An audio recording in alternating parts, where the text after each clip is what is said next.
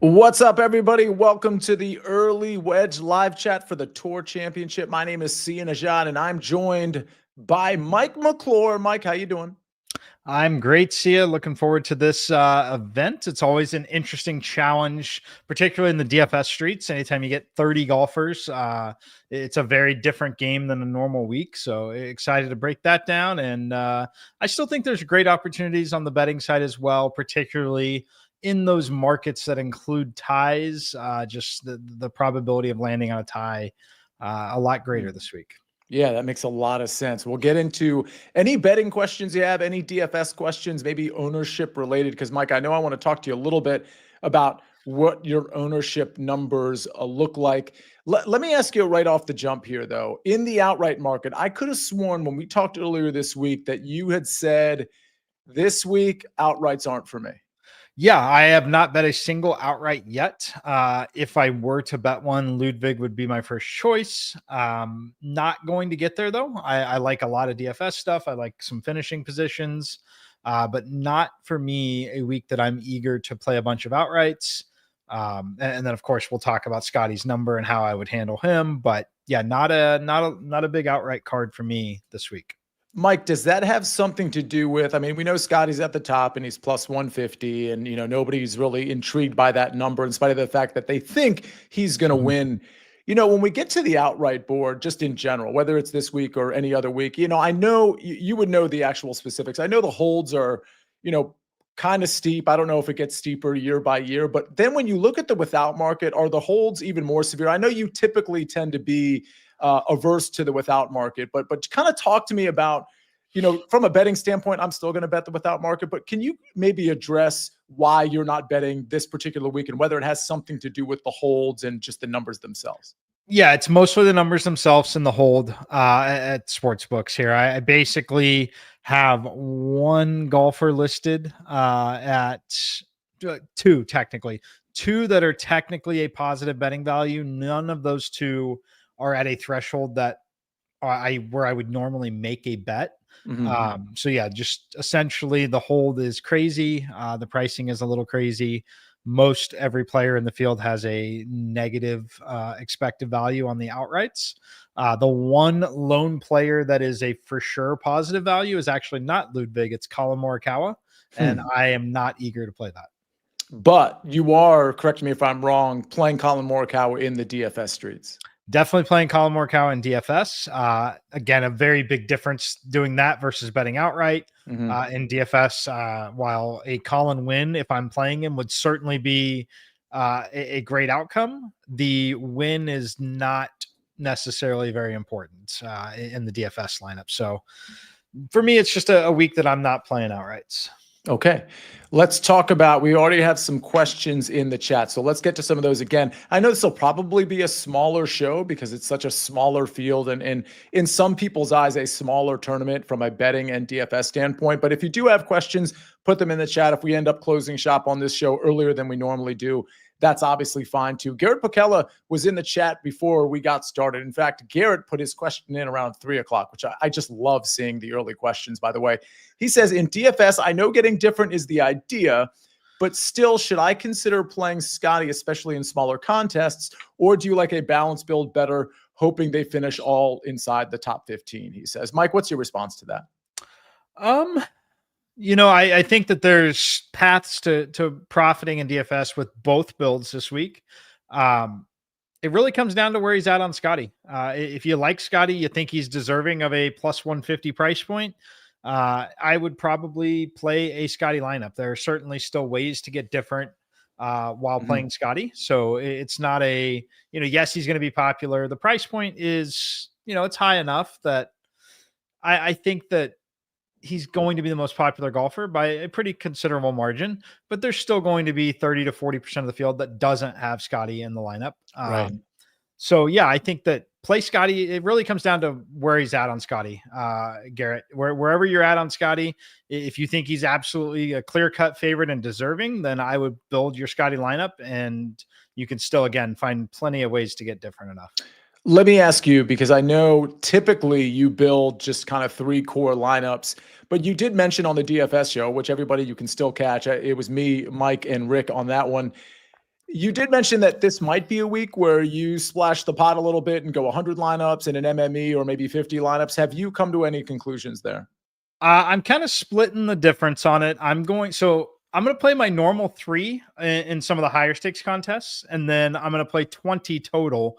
So those 3 will be in there, 17 additional lineups. I'm going to play 20 total in the large field tournaments, but still keep my general 3 in my normal strategy, what I normally play, and then play 17 additional lineups. So it'd be 20 teams is where I settled on this week. And if you don't mind me asking, in the 20, let's not consider the 3, but I know the 3 is encompassed in the 20, but in the 20, what's the Scotty ratio for you? Because I assume your ownership, based on what you said earlier, that your ownership is somewhere between 50, 55-ish, maybe even 60% Scotty lineups. Yeah, so I'm showing Scotty about 45%, and I think it's light. I think it'll probably be 55. Okay. I'm personally going to try and match the field and not have Scotty's outcome dictate my overall outcome. And that's a little surprising to me. I honestly thought I might have been for sure overweight on Scotty, wanting 70+%. My numbers when I've run everything have come back suggesting that I don't necessarily want to do that. So I'm going to try and match the field. Right now it's projecting 45%. I'm probably going to come right in on 50%. I'll probably have 10 of the lineups with Scotty. Okay. I know I'm going to build, this is such a weird week. Normally I would say I'm going to build 10 to 15 lineups in mostly single entry, 3 max, maybe a few 20 max situations. I think I'm going to be lighter. Monetarily, it might be the same, but in terms of number of lineups, it might be lighter. And I know this is something, this statement is often criticized, but I might be sort of at the field, if not light on Scotty Scheffler, and just try to get that advantage with Scotty maybe not being in the premium lineup, if you will. So we'll see how that goes. But from a game theory standpoint, I'm really going to lean into the game theory this week, whether it's Scotty Scheffler or anybody else that's hyper popular. Next question, Joseph Boza says, betting wise, I know Scotty is plus 150 this week. Is plus 150, I don't know the wordage, too big or too small considering there's no starting stroke advantage this week? So, I mean, Mike, this is always the case with Scotty where the betting number is not the actual, when you run your simulations, it's not the actual number in terms of his likelihood, his percentage chance to win. Yeah. So I'm certainly not going to have him at that particular point. But when you talk about Scotty here, I am strong on him and stronger than I had been, honestly. So my number is going to be around plus 230. Again, big negative value betting it at the current offering. What I plan to do with Scotty, again, 50% in DFS. If I play Scotty at 50%, I'm very confident that my overall outcome is not severely changed by what Scotty does. I've got, I'm right where the field is. If he wins, I've got 10 lineups that are in great shape, right? If he doesn't win, I've probably got 10 lineups that are in even better shape. So just the way people will be building, because I do think that there will be bad Scotty lineups in this tournament. I think there will be people that jam Scotty in and maybe either do it incorrectly or maybe have tons of dupes because of that. Yeah. So I think that while I'm playing Scotty, I want him to win. And for those 10 lineups, I think that I'm still a slightly better outcome if he doesn't when I'm 50%. As far as betting him though, I would not bet anything pre-tournament. Unless he's just running away with it, which is very possible. There's a scenario that Scotty has a 3-stroke lead after round 1.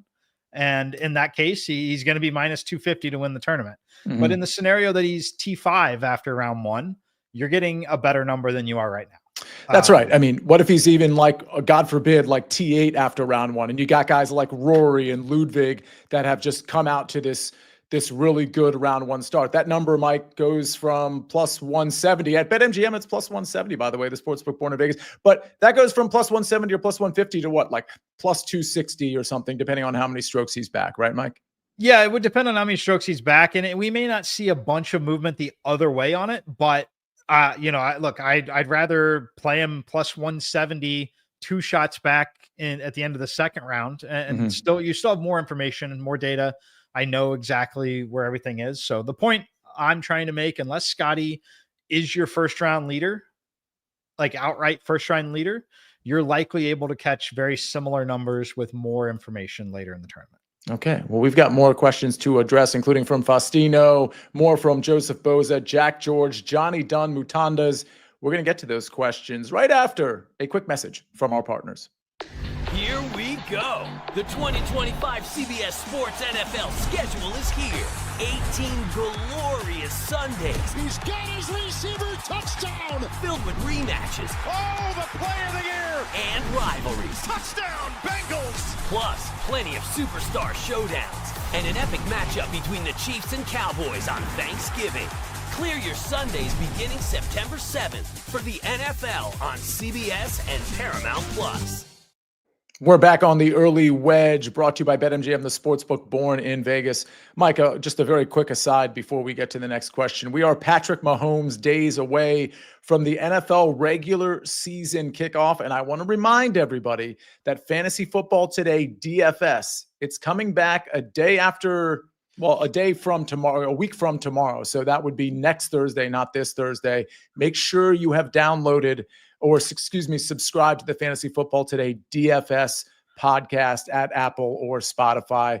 Mike, I'm very much looking forward to kicking that thing off. I can't wait for it. Honestly, it's just more of a continuation of some of the shows we do here on the Early Wedge. I encourage a lot of you, if you've enjoyed DFS at all through this, definitely join over there, because there will be a lot that you can take away from over there back over here to the golf streets. Absolutely. Certainly a different sort of different game theory, but the concepts are certainly the same. When I say different game theory, obviously golf a little different than football, but yeah, those concepts, Mike's sort of train of thought, that applies sort of to both sports. We're going to have Meg Shop on that one as well. Type in Fantasy Football Today DFS at Apple or Spotify. Make sure you're subscribed to that. And by the way, that show will be a live show on the Fantasy Football Today YouTube channel every Thursday at 11 o'clock. Mutanda says, hi, Mike. Any round score props you'd like for round one? So that was one thing I was looking at, is the weather. I don't know that we're going to have a huge weather situation on our hands like we potentially thought we could with the hurricane stuff. So for me, I haven't played any round scores yet. I do want to see what the course is looking like and playing like. I'll probably play them rounds 2, 3, and 4 more so than round 1 here. If you want to speculate on the guys that you like for the tournament, whether it be DFS or your whatever your betting card looks like, I don't mind sprinkling on a few of them on the unders in round 1, but I'm going to take a wait and see approach here and see how this course plays. Normally, I would say fire away if you've got a lean hard one way or the other. I don't. If I were completely honest with you, I don't know how difficult this is going to play. And it's okay. I think it's okay to admit that and be straightforward and honest with it. And you're still betting on skill set and talent and all of that overall, which is good when you've got the 30 quote unquote best players left. You can get away with that a little more. But I don't know how difficult it's going to play. So I'm going to elect to not play any round 1 round scores. I'll say this, right before the show, I was on Twitter and I saw Rick is down at the course. He's in Atlanta at East Lake. A couple of his observations, and I took down some notes, so I'm referring to them, but you can find, he had about a 90-second little dissertation as to what his observations were on the course. He said the rough is thick, which we expected, but dry. The greens we know are big. But he said the greens were pretty fast, and like you could see some of the sand sort of bouncing up. You weren't really seeing pitch marks. So I think, Mike, you know, when I see that, he also said around the green play, he thought might come into play a little bit more. You know, it almost makes me want to just like look at total strokes gained, you know, but we were big off the tee. We were big, I think, you know, kind of mentioned tee to green, ball striking, things of that nature. But one thing you like to look at before we get to the next question was 3-putt avoidance. With these big, fast greens, is that something you looked at this week as well? Yes. 3-putt avoidance, just general bogey avoidance was kind of more where I went. A lot of those stats do tend to, have some correlation, but I do think that 3-putt avoidance is one that you could look at that I have personally have found to enjoy a little more than just strokes gained around the greens this season. Gotcha. Johnny Dunn says, I am sitting in first place in One and Done. I have Rose, and Spawn, leading by 2.1 with 4.5 million going to first place. Any advice would be appreciated. So I guess you're asking us to choose between Justin Rose and JJ Spawn. That's how I read that question. And Mike, I mean, I like Rose. I think he has upside, but wouldn't Spawn be the play here for you? I would play Spawn. Yes. I would play Spawn in that spot. All right. Jack George says, hey guys, 2 questions. How do you guys feel about Harmon over Lowry? Seem to be going in opposite directions. Also, is there a way you guys could see course fit for the British Masters? I'm not sure I understand the second part of that question. Let's talk about Harmon and Lowry. Any thoughts on them?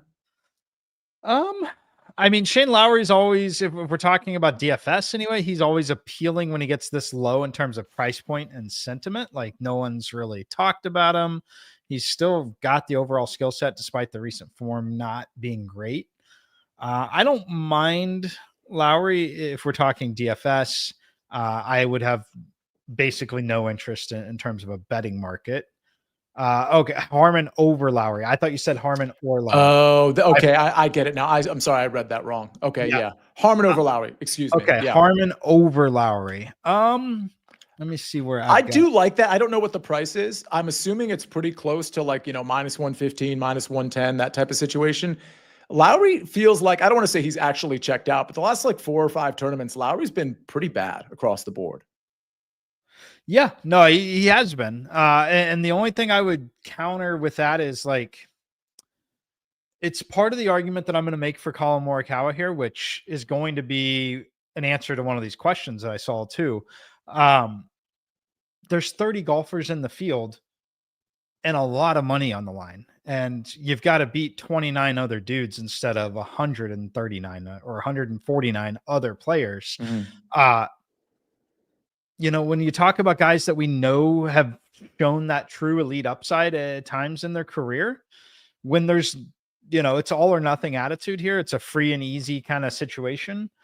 I don't know. I think that it wouldn't shock me if guys like Lowry and Morikawa can come out here and flash a little bit. Because there's nothing, we talked about it a couple times on these shows, like, you're showing up, you're going to show up and collect your 355K, right? And I keep talking about the number because it's a significant number, right?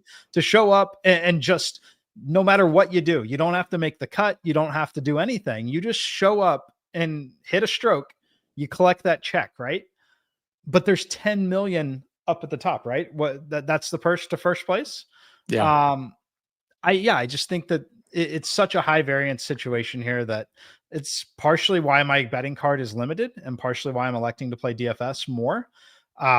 If things aren't going well, it's the last week of the tournament. Like, is Harmon or Lowry going to be out there grinding to try and beat one another if they're 23rd after the second round and 7 to 8 shots back on Scotty, like, to make an extra 60K? I don't know. I don't think that they will. So I just think it's a really high variance situation. And that's what DFS was made for.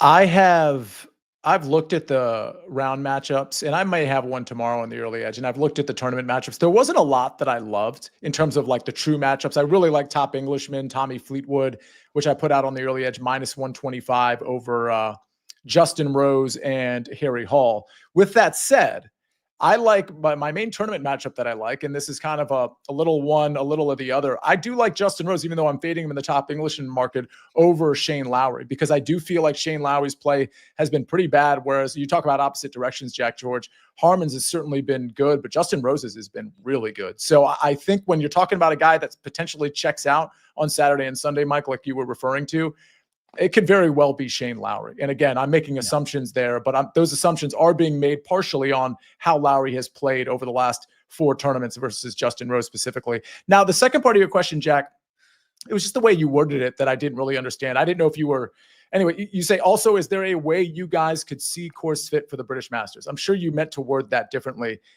I think you're asking what the course fit is for the British Masters. Now, Mike, my guess is you haven't looked at that, but I have. And I am not a DP World Tour guy, but I have tried to handicap it this week and last week. And I will tell you what I looked at. Take it for what it's worth. I'm not typically, of course, I have an idea of how this course is going to play, but I don't really get involved as much as I do the PGA Tour. I'm looking at my notes right now. Ball striking, Distance was a factor, accuracy also a factor. So I was kind of looking for baseline metrics there along with ball striking. Putter and course history was something I looked at as well. I actually landed on a handful of players that I have not formalized. I was going to tweet this out later, but Jordan Smith at plus 2,200. I understand he's not much of a winner on the DP World Tour, but I just liked his stats. Tristan Lawrence, a guy who's been playing on the PGA Tour, has now had a couple of weeks of rest and maybe can regain his form. Kind of liked him at 40-1. Daniel Brown at 65-1. I liked in sort of the long shot category. Elvis Smiley at plus, I think it was 110-1. And the shorter shot that I liked last week as well was Christopher Wrighton. So those are some names that I have taken a look at. There's other names maybe involved that I might formalize, but those are the 5 names that I think I am going to put some money on. Joseph Boza says, DFS wise, what projected ownership percentage is surprising to Mike and Sia before the tournament starts? Oh, that's a good question. Are there any players where you were like, oh, I didn't think that person would be that low or that high? Yes. Colin.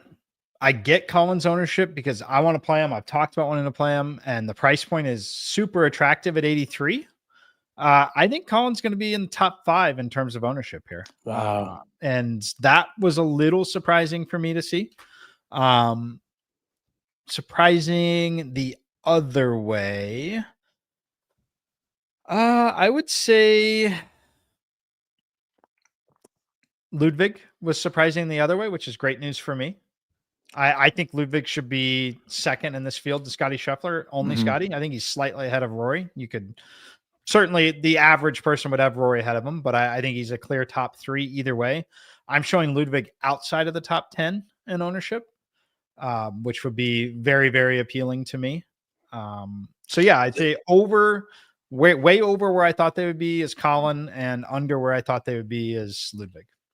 Is it because on Ludwig's case, is it because you're either playing Scotty, like if you're playing Scotty, it's very hard to put Ludwig in you technically can. We talked about it on the DFS show. It leaves you 6,500, but I generally think people don't want to do that because they have to really live in the 6K range for 3 out of the next 4 golfers and the low 6K range at that.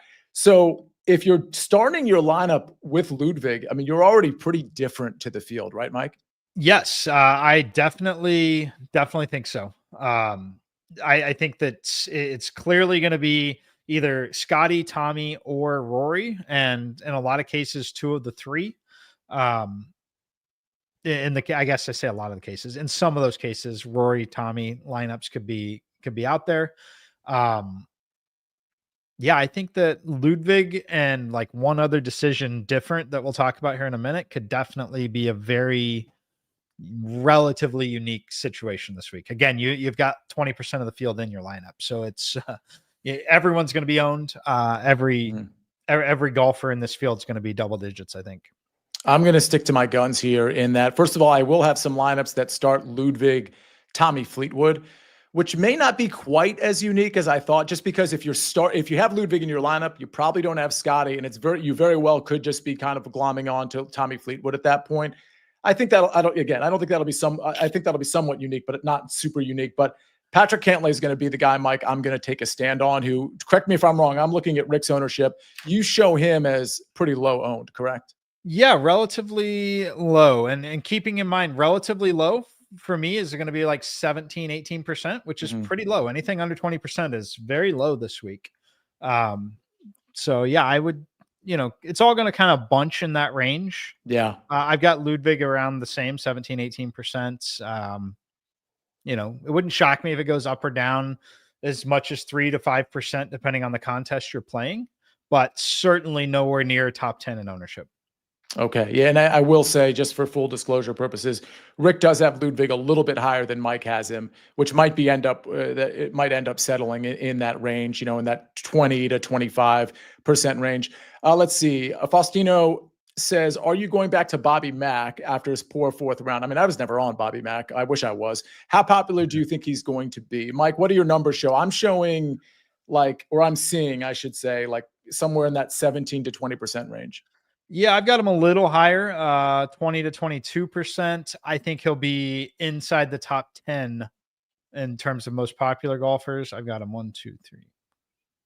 I've got him as the 6th most popular golfer, but could 6 through 10 is within, 0.2%. Gotcha. I mean, let's see. What's his price here? Why, 70. Yeah, it's super cheap. 70. yeah, that's what it is. Okay, that makes sense. Paul L says, can we change the name of the Sunday morning show, which we'll be doing it this Sunday as well, no change, to the early hedge? It's pretty funny because we do talk about hedging our bets on that show, among many other things. JKF says, intrigued by Mike's comment earlier about incorrect Scotty lineups in DFS. Would you mind expanding on that concept a bit?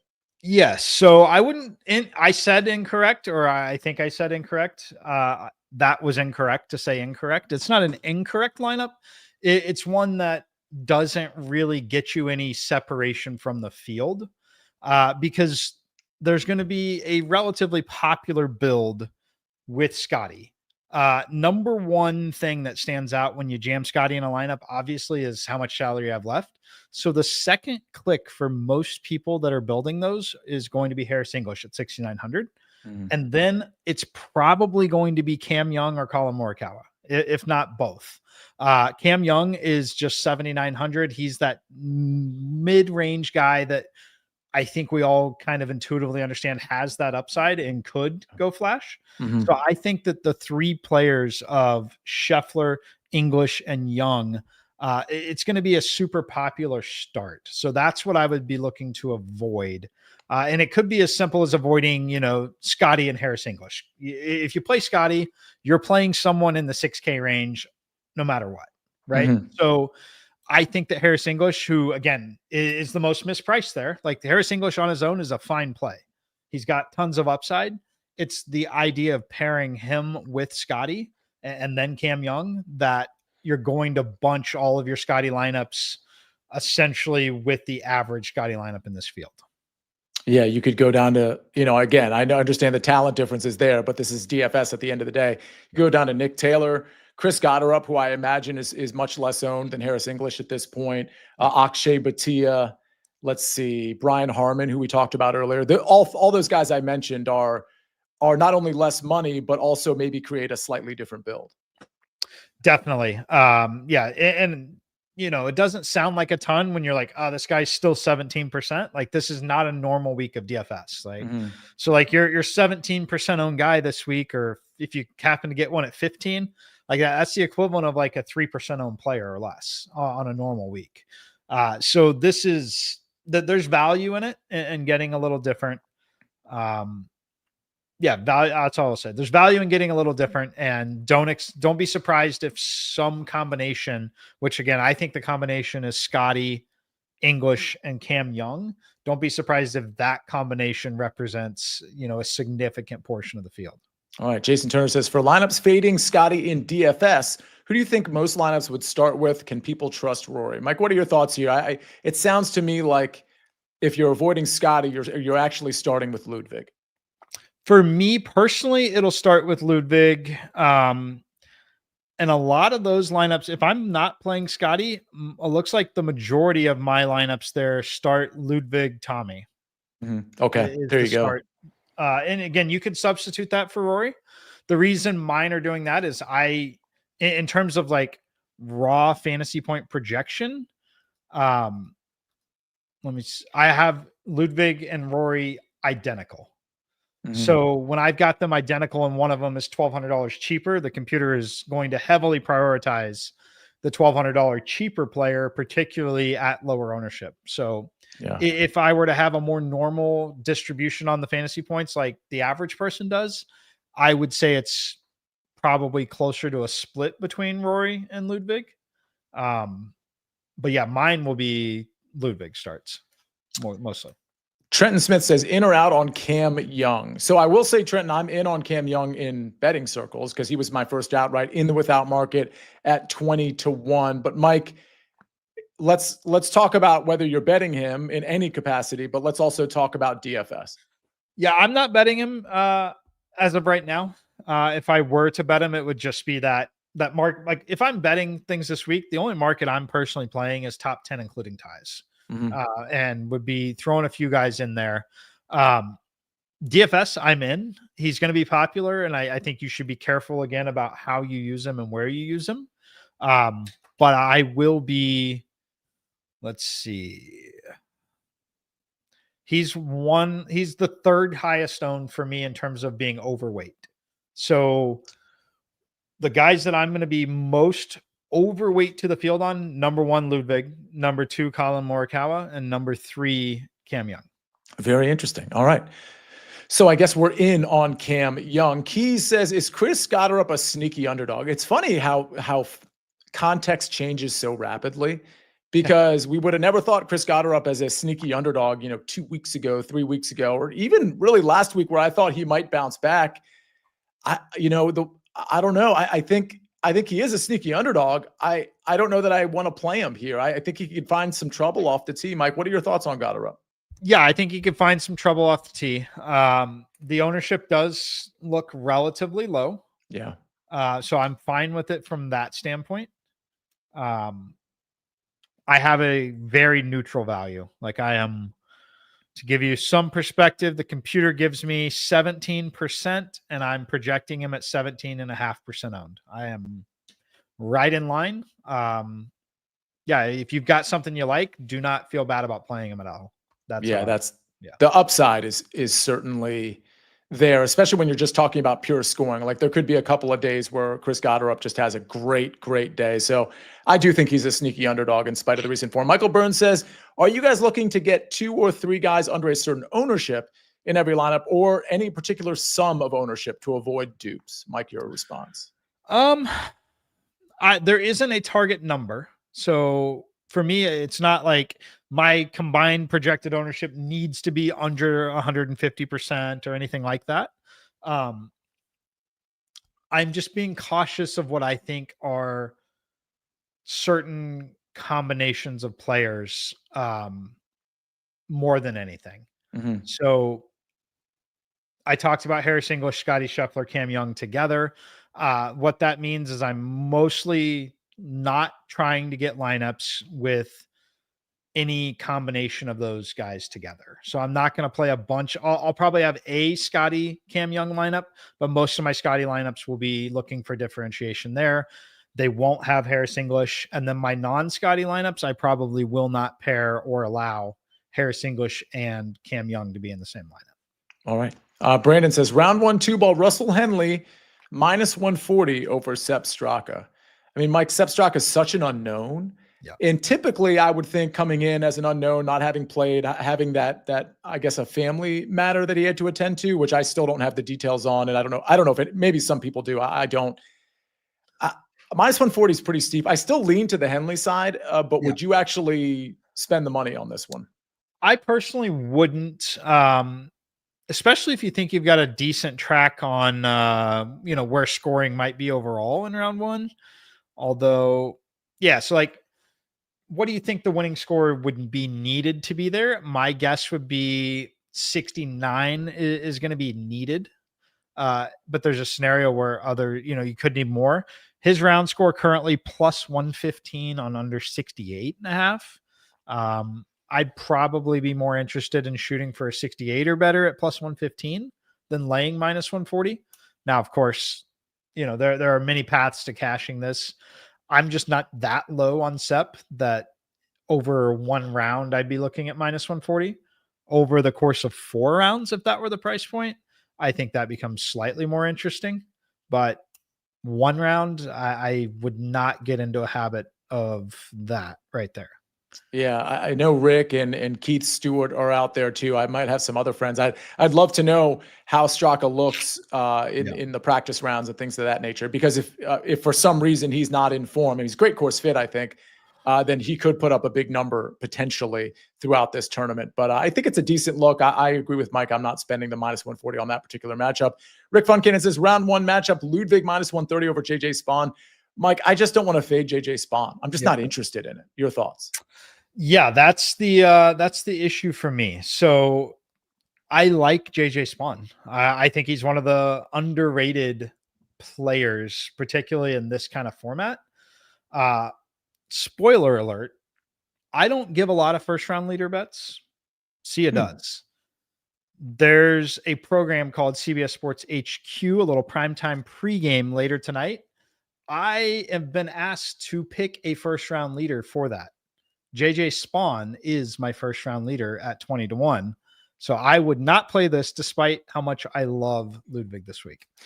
Spoiler alert. I am also on with Mike in that same segment at 6 o'clock starting on CBS Sports HQ. I assume everybody knows how to watch that. I mean, it's on like a lot of different, like, I guess, cable and whatever packages and whatnot, but go to cbssports.com and click on the watch button. You can watch us at 6 o'clock. It's me and Mike and probably somebody else like Patrick McDonald, for example. Yep. I have 2 first round leaders, but you saw them on the early wedge. One of them actually is Mike, the other side of this, Ludwig. Yeah. I don't have him as an outright, which I kind of considered. But anyway, it's Ludwig at 16-1, and it's Cam Young at 22-1. Oh, here we have it here. Yep. Yeah. So we've got JJ Spawn on HQ from Mike, and then we've got Ludwig 16 and Cameron Young 22. And you see Jason Sobel has Scheffler here. He's trying to get a good number on Scheffler somehow, some way, plus 500. And Ben Griffin, who I think is interesting at 25-1. All right, we go to Big Boy. Thoughts on starting a DFS lineup with Fleetwood, Cantlay, and Cam Young? I love it. I truly love it. Like, I will have a lineup starting with those 3, Mike. Yes. No, I think it's a very, very good way to go. Cantlay's the one that I think actually won't come in as high as I'm projecting. He's somewhat similar to Colin in that the sentiment has been just low. The price point is kind of matched the sentiment a little bit, but Colin being 400 cheaper is, I think so much more of that's going to funnel over to Colin. Yeah. When people are looking at that decision and like, there's 30 guys in the field, he plays poorly. He finishes 20th, but that's only 3 points less than an 11th place finish. Like, I think Colin's going to get clicked a lot because of that. I don't think Cantlay will, because Colin is 400 cheaper. So yes, I am very much in here. And again, I wouldn't be shocked if I'm over projecting Cantlay at 17%. I mean, the truth is, it's a 30-person field. You have to take a stand on guys that you know are capable but haven't been playing well. I know Cantlay is capable, and I know he hasn't been playing well. And by the way, if you looked at his strokes gain metrics, first of all, they're not horrific, but they're not great either. But what I've noticed is, and it's always a different tournament, he'll spike on approach, or he'll spike with the putter, or he'll spike off the tee, but it's never like all together. And it would be such a Patrick Cantlay thing, and frankly, such a golf thing for him to put it all together and spike on approach, keep it in play off the tee, and get hot with the putter. I know this isn't necessarily his putting surface out here, but again, it's Patrick Cantlay. The idea that he can't have a spike tournament is kind of silly. Anybody in this field that's certainly like inside the top 20 can have a spiked 3 or 4 rounds. So Cantlay is going to be the guy I take my stand on. And I think that will be an unusual start, or a relatively unusual start, Big Boy, Fleetwood, Cantlay, and Cam Young. That's funny when I say that out loud. Wheels Up says he's got 2 6K guys in his lineup, and he's going pretty contrarian here with Andrew Novak, who put up quite the number last week, and Sung J M. I cannot sign off on Sung J M because of just how pathetic his approach play has been, although the short game has definitely been there. Novak is interesting, though, Mike. I mean, people are going to see him losing over 10 strokes on approach last week and be like, no way I'm playing that guy. But Novak has shown some upside, obviously, this year. He's shown some upside. And again, there's 30 golfers, and we're not asking him to win. We're asking for a couple birdies, and he just lets your lineup get different. So, look, I don't have any problem playing him, and I'm probably going to have him in some capacity. All right, we go to Brandon. Round 1, 2-ball, Bridgman over Sung Jae. Okay, so somebody else asked me about this, I think on the early wedge, and I failed to give a response. I'm a big Bridgman guy, Mike. For whatever reason, because this is -1, it's -105. You say, I thought it was -120 to Bridgman, -105 to Sung J M. Pretty sure that was, at least when I saw it last, that was the price. For some reason, I'm not super interested in this round 1, 2-ball. Are you? I love Bridgman, but I'd rather just stay away. Yeah, it would be a stay away. I would lean the Bridgman side. Like at some point, is Sungjae going to remember that he used to be good on approach? Maybe, maybe it might happen for a round. Does it happen now in his last events? I don't know, but it would be Bridgman. He's got a lot of, he's just kind of mediocre across the board, which is, I don't know if that's a fair thing to say mediocre. He's a very talented golfer. Yeah, I can't back Sungjae in any way right now.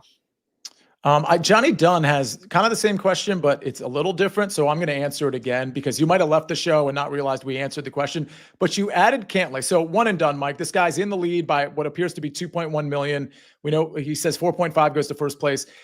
In his last comment, he mentioned Spawn and Rose. I don't think I saw Cantlay there. So we decided it was going to be Spawn over Rose. Are we deciding it's Spawn over Cantlay as well? Despite liking Cantlay and DFS, that's a very different game. Yes. I personally think the range of outcomes is wider on Cantlay. I think it's narrower on Spawn. I think Spawn would be my play personally. Me too. It would be nice to know. I mean, I'm just going to go out on a limb and assume that the opponents that are chasing you have already used Scotty Scheffler. And like some of that context matters a little bit when it comes to like, how detrimental is a 30th place finish to you versus like, can you secure this win with a 8th or 9th place finish? If you can, play JJ Spawn. I agree. I agree. I think Spawn is, listen, I love Cantlay as a game theory play in DFS, but like to Mike's point about like, it's a different conversation for one and done. Spawn has been pretty solid and we can't really say the same about Cantlay. Chris Schelt says, hey guys, we need more likes. I always appreciate that sentiment. So hit the like button if you could. Let me tell you, Chris, because we got a lot of people like Chris and Rick, and I see Franco was in here, but a lot of the regular customers, I see Wheels Up in here. I'm trying to give the proper shout outs to some of the people that are in here a lot. Butanda's Paul is in here as well.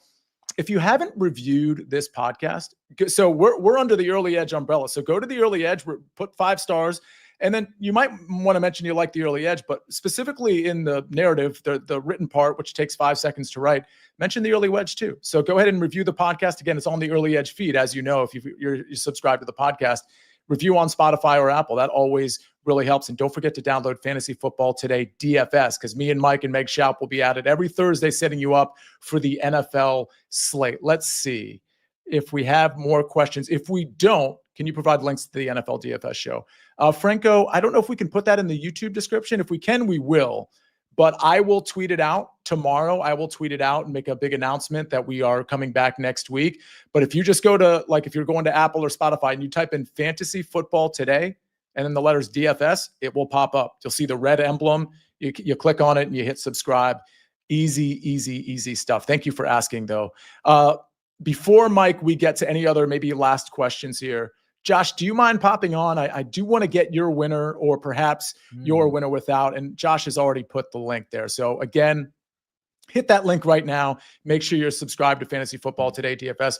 Josh, your thoughts? I hate to do the Scotty going to win thing, but if Scotty were maybe taken out of it, who do you looking to have a great tournament? I think I'm going back to the Ludwig this week. It doesn't make any sense to me that Tommy Fleetwood is implied to have a 25% better chance to win this golf tournament than Ludwig. Yeah. Which it makes no sense to me. I mean, if people who are betting on Tommy Fleetwood to win golf tournaments straight out on the PGA Tour, more power to you. I will not be involved in that practice. But the other part that I thought was surprising is that he is the 3rd most expensive golfer this week, but the 4th best odds. Mm-hmm. Fleetwood is a 9K golfer, as is Henley, and Ludwig has the same odds as Henley and better odds than Tommy. So in a 30-man field, it's hard to find a guy that I think has a really awesome number, and Ludwig has a better number than I was anticipating initially. So I like Ludwig this week. I think he's on the list of guys that are just playing better than people think. He's gained on approach and off the tee every week since the Memorial. That was a while ago. And if he can get some putts to roll in, I think he has a really good shot this week.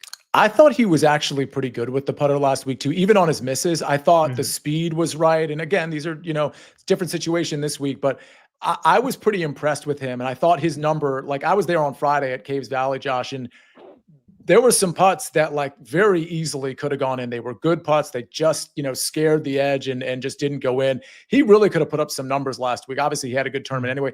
Do you think the Fleetwood being ahead of it, Josh, I'll kick this right back to you.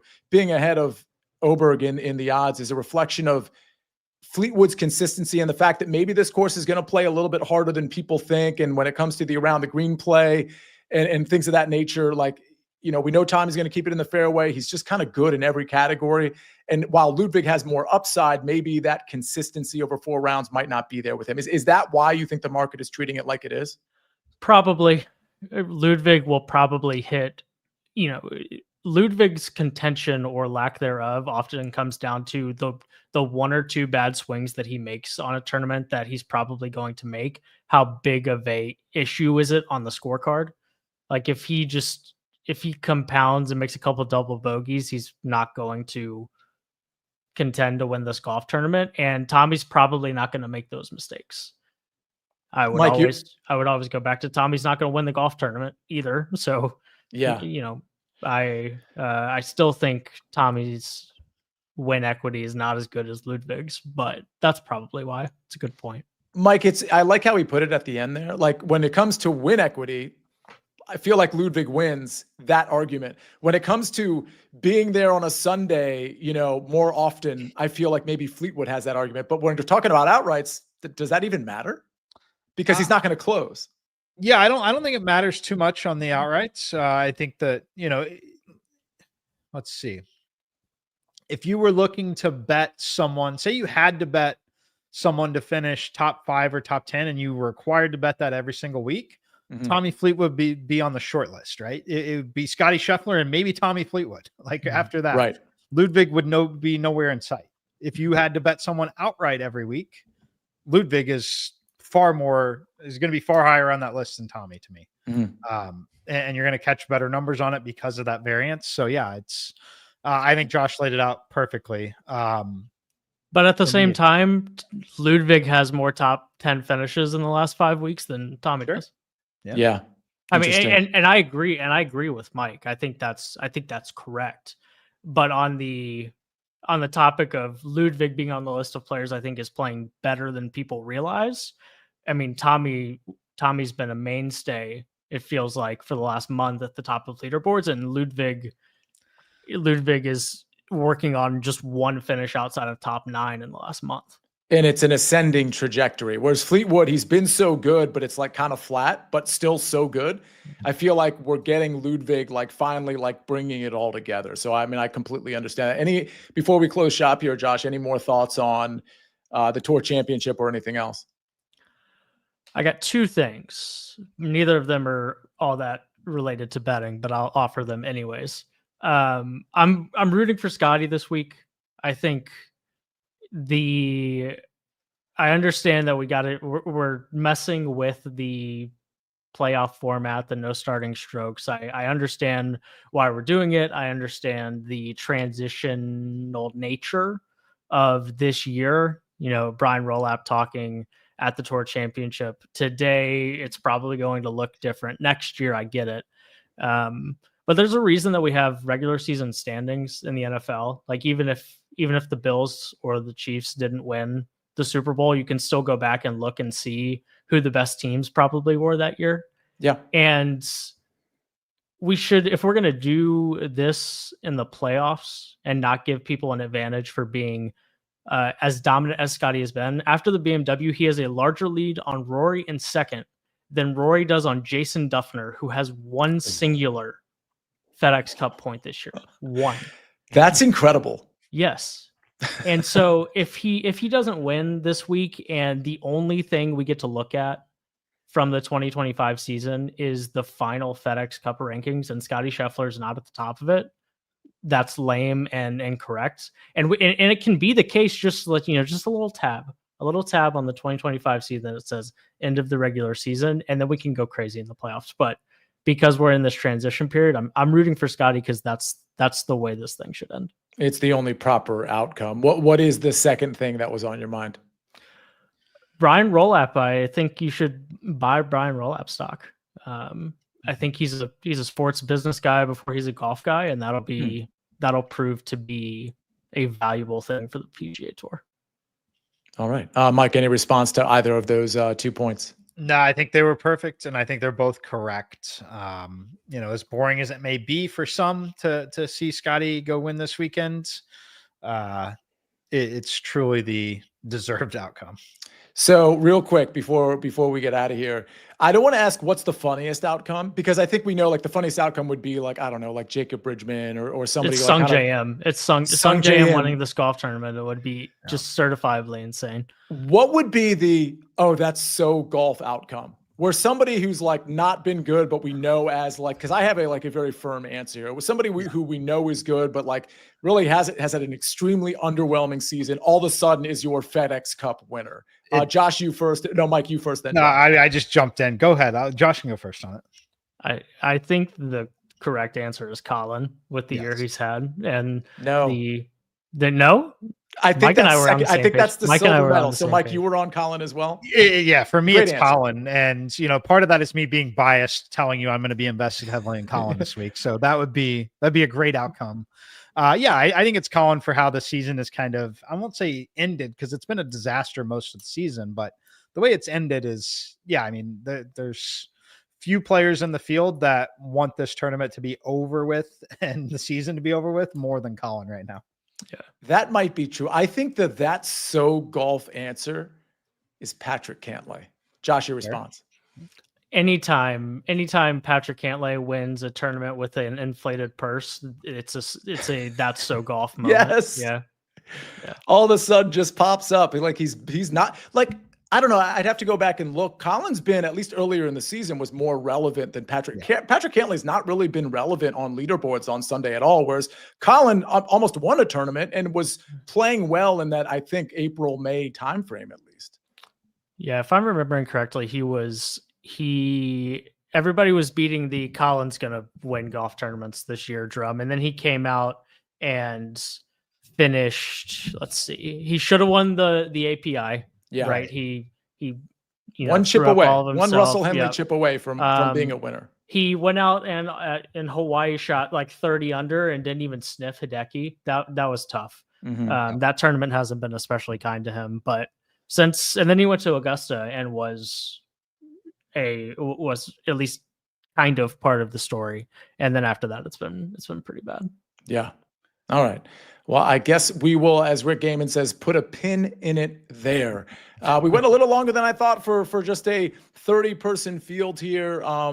We've got the Sunday morning show. And Josh, correct me if I'm wrong, but we've got a network show. Is it at 1 o'clock or 12 o'clock on Friday? It is at noon on Friday. Noon on CBS Sports Network. It'll be me, Mike, and who else, Josh? Jason Sobel. Oh, great. So we're going to just kind of check in with the tournament. We're going to be talking about potential live plays.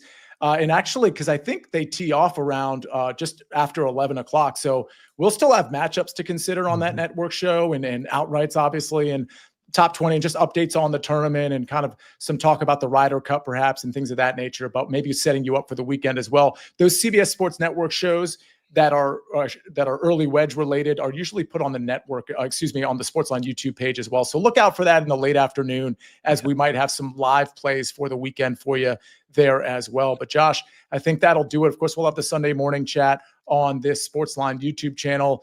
Until we see you on CBS Sports Network on Friday, have a great tournament. Have a great week. Thank you, Josh. Thank you, Mike. We'll see you next time on the Early Wedge.